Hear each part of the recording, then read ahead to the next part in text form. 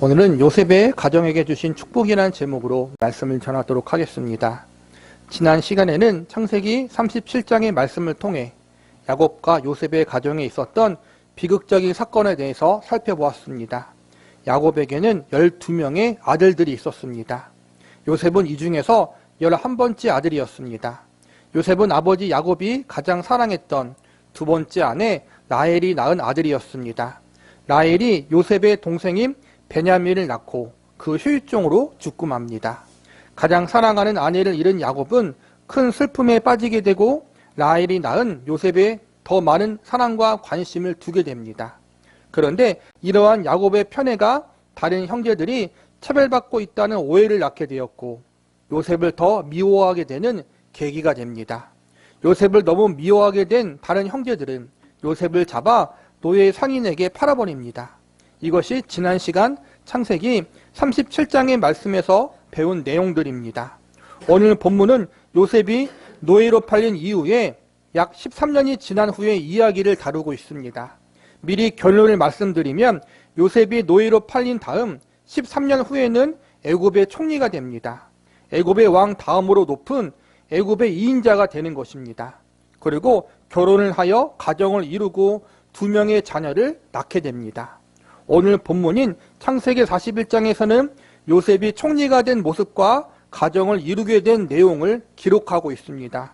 우리는 오늘 요셉이 총리가 된 이야기와 그가 가정을 이루게 된 이야기에 대해서 살펴보므로 하나님이 어떻게 요셉의 인생을 사랑과 은혜로 간섭하시고 이끄셨는지에 대해서 알아보는 시간을 가져보도록 하겠습니다.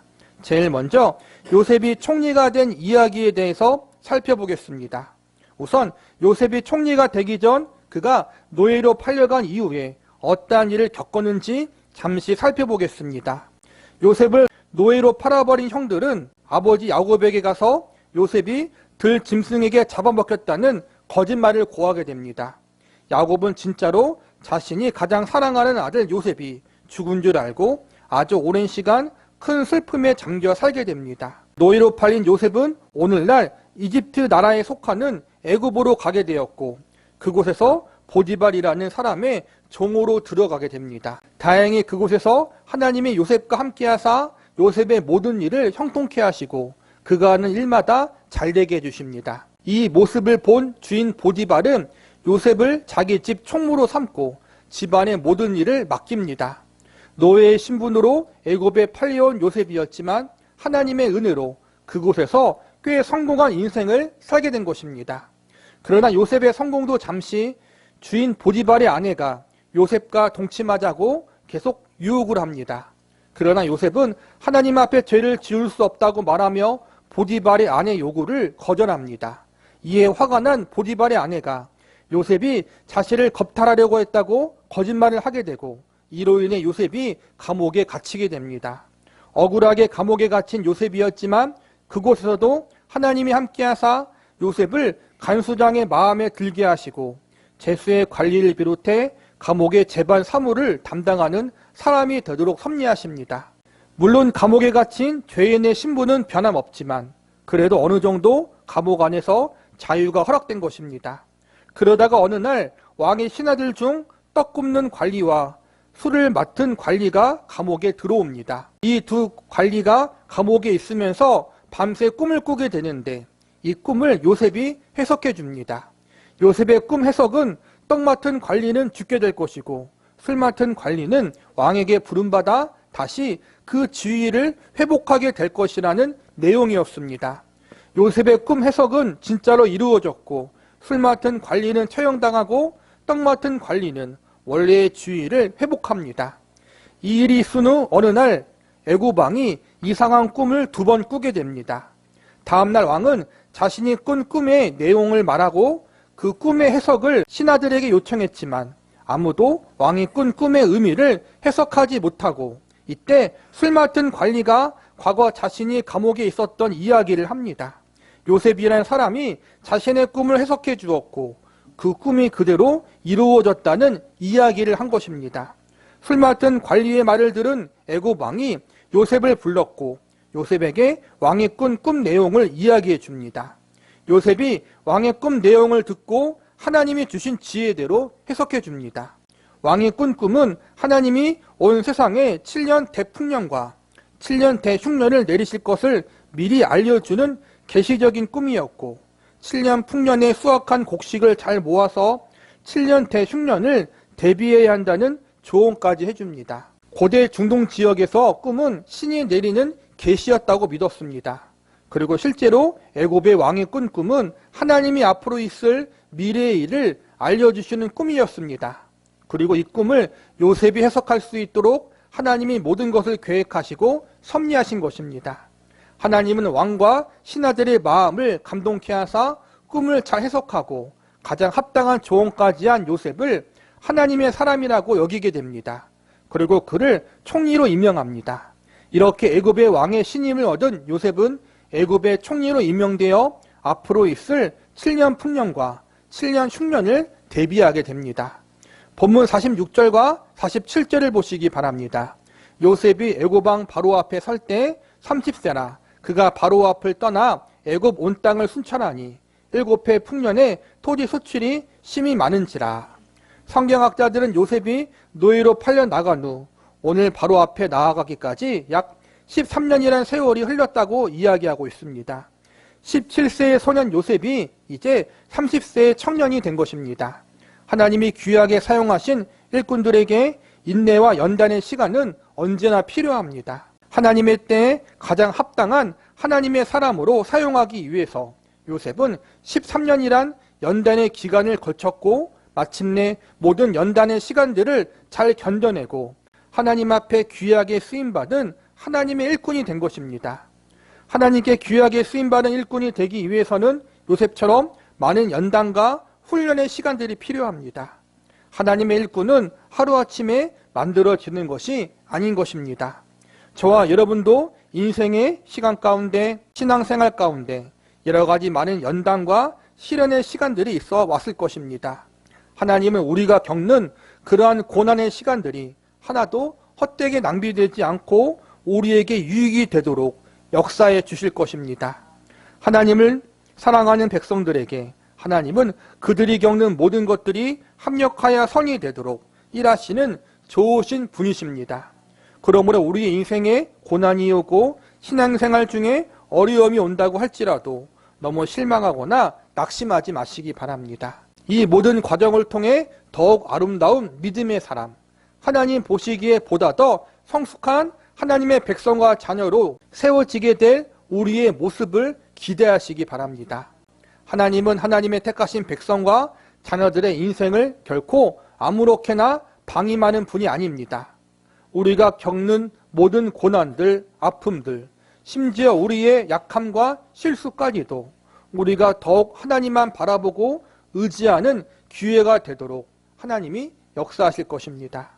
요셉의 인생을 이끄시고 그의 고난의 시간들을 사용하여 그를 하나님의 귀한 일꾼으로 만들어주신 하나님이 우리에게도 동일한 일을 행하고 계시다는 사실을 기억하면서 우리에게 주어진 고난의 시간, 연단의 시간들을 믿음으로 인내하고 잘 견뎌낼 수 있는 저와 여러분이 되시기를 바랍니다. 이번에는 요셉이 가정을 이루게 된 이야기에 대해서 살펴보도록 하겠습니다. 본문 45절을 보시기 바랍니다. 그가 요셉의 이름을 사브낫 바네아라 하고 또 온 제사장 보디베라의 딸 아스낫을 그에게 주어 아내로 삼게 하니라. 요셉이 나가 애굽 온 땅을 순찰하니라. 하나님은 요셉에게 애굽의 총리라는 귀한 직분을 맡겨주십니다. 이 직분은 그 당시 수많은 나라와 민족이 흉년의 어려움에서 생명을 유지할 수 있게 하고 또 하나님의 백성인 이스라엘 민족을 탄생시켜 먼 훗날 메시아의 신 예수 그리스도가 이 땅에 오실 수 있는 근본 토대를 준비하는 귀한 직분이었습니다. 이처럼 하나님께서는 요셉에게 그 당시 애굽을 포함하여 많은 나라와 민족을, 많은 사람들을 기근과 흉년으로부터 구할 수 있게 하시고 먼 훗날 하나님의 백성인 이스라엘 민족이 생겨날 수 있는 토대를 만드는 일에 귀하게 쓰임받는 축복을 주십니다. 그리고 또한 하나님이 요셉에게 주신 또 다른 축복이 있는데 그것은 바로 행복한 가정입니다.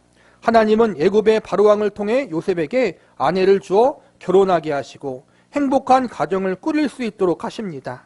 사실 요셉의 마음속에 있는 아픔과 상처의 뿌리는 그의 어린 시절 가정사에서 발견할 수 있습니다. 아버지 야곱의 지나친 편애로 형제들 간의 시기와 질투가 있었고, 이로 인해 요셉은 어린 시절부터 마음 가운데 어려움과 상처를 입으며 자랐을 것입니다. 또한 이러한 형제들의 미움으로부터 자신을 지켜주고 보호해줄 친엄마를 어린 시절 잃어버린 것도 그에게는 큰 아픔이었을 것입니다. 10명의 배다른 형들과 3명의 새엄마가 서로 갈등을 겪으며 지냈던 야곱의 가정은 사실 행복한 가정이라고 보기 힘듭니다. 더군다나 아버지 야곱 역시 가정 안에서 일어나는 일을 크게 신경 쓰지 못했기 때문에 요셉은 어린 시절 많이 외롭고 슬픈 시간을 보내야만 했을 것입니다. 이러한 불행한 가정사를 가지고 마음속 아픔을 간직했던 요셉에게 하나님은 행복한 가정을 허락하십니다. 어린 시절 가정 안에서 받았던 상처와 아픔을 새로운 가정을 통해 치유받을 수 있도록 하나님이 배려해 주신 것입니다. 또한 요셉에게 하나님께서는 2명의 자녀를 선물로 주십니다. 요셉이 낳은 아들의 이름은 첫째가 므낫세이고 둘째가 에브라임입니다. 본문 51절과 52절을 보시기 바랍니다. 요셉이 그의 장남의 이름을 므낫세라 하였으니 하나님이 내게 내 모든 고난과 내 아버지의 온 집의 일을 잊어버리게 하셨음이요. 차남의 이름을 에브라임이라 하였으니 하나님이 나를 내가 수고한 땅에서 번성하게 하셨다 함이었더라. 요셉은 어린 시절 애굽의 노예로 팔려가서 참으로 많은 고생을 했습니다. 형들에게 배신당하고 아버지와 사랑하는 가족들, 그들과 생이별을 해야만 했습니다. 그리고 억울한 일을 당하여 감옥에 갇히기도 했습니다. 이렇게 머나먼 이방 땅 애굽에서 힘들고 고된 인생 세월을 보냈는데 하나님께서 요셉에게 은혜를 베풀어 애굽의 총리가 되게 하시고 또한 사랑하는 아내를 만나 결혼하게 해주셨습니다. 그리고 그 가운데 사랑의 결실을 맺어 귀한 자녀들을 낳게 되었습니다. 그래서 하나님이 주신 자녀들의 이름을 통해서 자신을 치유하시고 회복케 하신 하나님, 자신을 위로하신 하나님을 향한 감사의 신앙 고백을 올려드립니다. 첫째 아들의 이름이 므낫세인데 이 이름의 뜻은 잊어버리다입니다. 첫째 아들의 이름에는 과거 겪었던 고난과 역경과 원망스러웠던 일들을 하나님이 잊게 만들어 주셨다는 신앙 고백적 의미가 들어 있습니다. 하나님의 은혜로 이 자리에까지 오게 되었고 또 귀한 첫 아들을 낳게 되었는데 이 아들을 낳으면서 요셉은 지난 과거의 아픔과 고난을 잊고 마음속 상처를 치유받게 되었습니다. 그래서 장자의 이름을 므낫세라고 지으며 하나님이 나에게 가정을 선물로 주시고 또한 사랑하는 아들을 주셔서 과거의 상처, 지난날의 아픔을 잊어버리게 하셨다고 감사의 고백을 할 수 있게 된 것입니다. 요셉의 장자의 므낫세는 요셉에게 있어 과거의 아픔을 상처를 잊게 만들어준 고맙고도 소중한 하나님의 선물이었던 것입니다. 둘째 아들의 이름은 에브라임인데 이 이름의 뜻은 번성하다입니다. 이제 하나님이 모든 아픔을 회복시켜 주시고 나를 번성케 축복해 주셨구나. 이러한 뜻이 둘째 아들 에브라임이란 이름에 담겨 있는 것입니다. 므낫세와 에브라임, 아픔과 고통의 상처를 치유하신 후 그 다음에 새로운 축복을 주신 하나님, 그 하나님께 요셉은 자녀들의 이름을 통해서 감사의 신앙 고백을 올려드렸습니다. 요셉이 2 아들을 낳으며 2 아들의 이름을 통해 하나님께 감사와 찬양의 신앙 고백을 올려드릴 수 있기까지 요셉은 참으로 많은 우여곡절의 세월을 지나왔습니다. 사실 요셉의 연단은 애굽의 노예로 팔려올 때만 시작된 것이 아닙니다. 실상 요셉은 태어나면서부터 불행한 가정 속에서 많은 아픔과 고통을 경험해야만 했습니다. 친엄마를 포함하여 엄마가 4명인 가족, 배다른 형들이 위로 10명이나 있었던 가정, 더욱이 일찍이 친엄마가 세상을 떠나 새엄마와 형들의 눈치를 보며 살아야 했던 요셉이었습니다. 이러한 과거사 때문인지 요셉은 애굽의 총리로서 높은 자리에 있었지만 오직 한 명의 배우자와만 평생을 함께합니다. 자녀도 많이 낳지 않았습니다. 아버지 야곱이 4명의 아내와 12명의 아들, 1명의 딸을 낳은 것과 전혀 다른 행보를 보여준 것입니다. 그만큼 요셉에게 있어서 과거의 가정사는 행복하지 않았던 것입니다. 즉 요셉은 어린 시절 17년 동안 가정 속에서 많은 어려움을 경험했고 이후로도 애굽에서 13년이란 시간 동안 큰 고난을 경험했던 것입니다.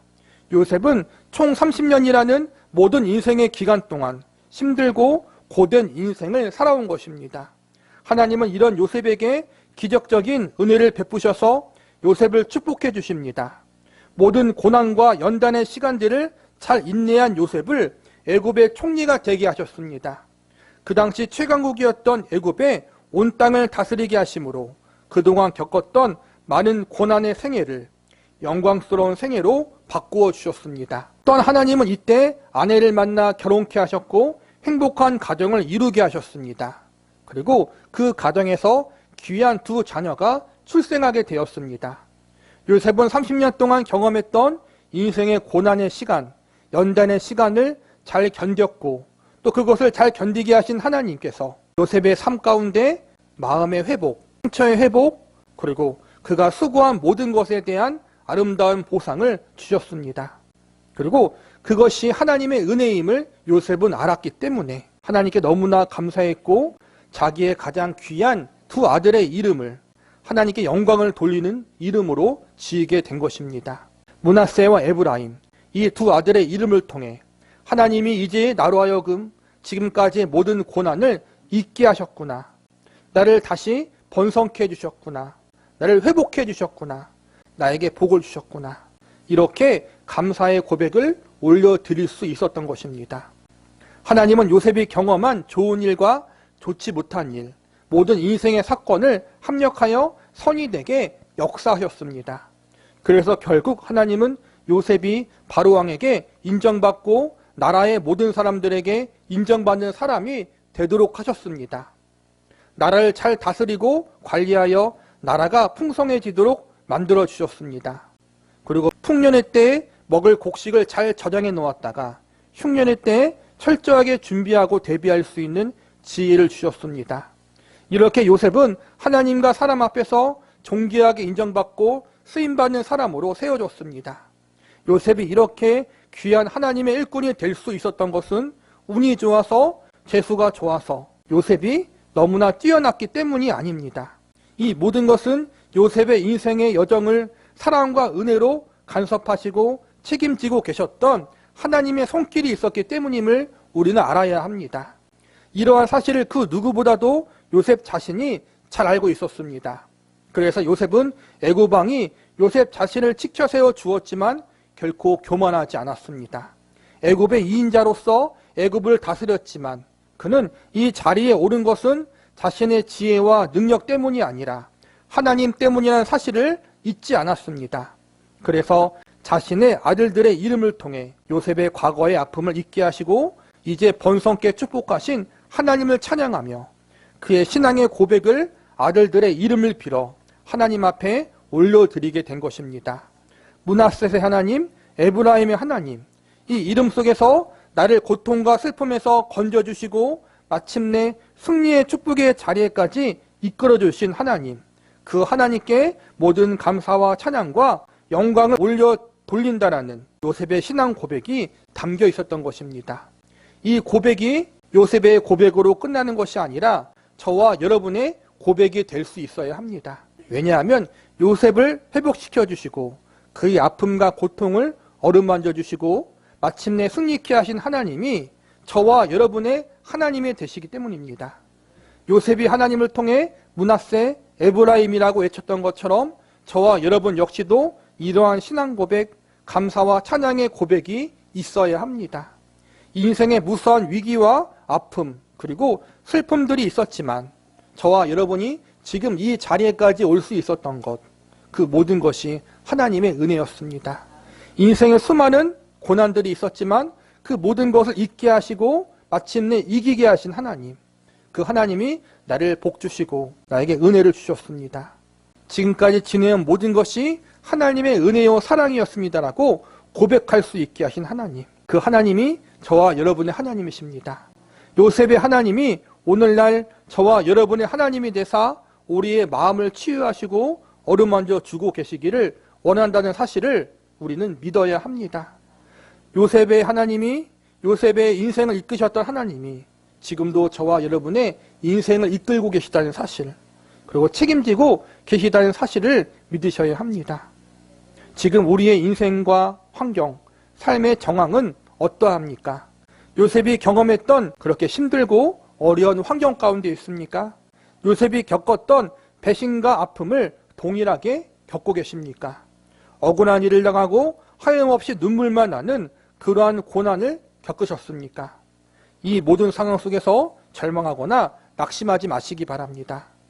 요셉과 함께했던 하나님, 이 요셉의 마음을 치유하고 어루만져 주셨던 그 하나님이 저와 여러분의 하나님이 되시고 저와 여러분의 아버지가 되십니다. 지금 당하는 어려움들은 하나님께서 우리에게 믿음의 인내를 가르쳐주기 위한 연단의 과정입니다. 우리가 겸손히 하나님만을 더 바라보고 의지하게 만드는 훈련의 시간들입니다. 그러므로 지금의 아픔과 고난은 장차 있을 하나님의 축복과 영광과는 좋게 비교할 수 없습니다. 하나님은 하나님의 때 반드시 우리의 아픔과 고통을 치유해 주시고 어루만져 주시고 회복시켜 주실 것입니다. 요셉이 마침내 므낫세의 하나님, 에브라임의 하나님이라고 외쳤던 것처럼 하나님이 우리를 회복해 주시고 우리를 다시 웃게 만드실 것입니다. 요셉처럼 하나님이 나의 아픔과 눈물을 잊게 하시고 나를 축복해 주셨다라고 외치고 고백할 수 있게 될 것입니다. 이 사실을 소망함으로 요셉처럼 끝까지 인내하는 믿음으로 승리할 수 있는 저와 여러분이 되기를 바랍니다. 그리고 우리가 몸담고 있는 삶의 자리에서 또한 우리가 속한 가정이 이러한 하나님의 축복과 회복이 임하는 장소가 될 수 있기를 기도합니다.